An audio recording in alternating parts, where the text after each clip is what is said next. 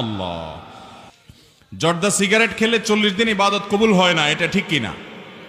জর্দা সিগারেট খেলে 40 দিন ইবাদত কবুল হয় না, এভাবে হাদিসে আসে নাই। হাদিসে যেটি বর্ণিত হয়েছে সেটি হলো, যদি কেউ কোনো মাদক সেবন করে এরপরে সে নেশাগ্রস্ত হয়, 40 দিন তার ইবাদত কবুল হয় না, সালাত কবুল হয় না। এর উপরে ভিত্তি করে অনেক উলামায়ে কেরাম যে কোনো নেশা জাতীয় দ্রব্য পান করলেই সেটার উপরে এই বিধানটা প্রয়োগ করেন। তবে হাদিসের ভাষ্য অনুপাতে বোঝা যায় যে মাদক দ্রব্য সেবন করবে সেটা যে প্রকারেরই হোক না কেন, এবং এর ফলে সে মাদক আসক্ত হয়ে যায় এবং সে নেশাগ্রস্ত হয়ে যায়, মাতাল হয়ে যায়, মাতলামি করে, তার জন্য এই ভয়াবহ শাস্তির কথা বলা হয়েছে।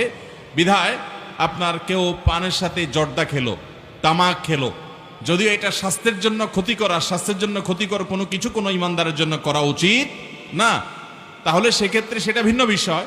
কিন্তু এর মানে এই না যে এর কারণে তার 40 দিন ইবাদত কবুল হবে না, হাদিসে সেটা বলা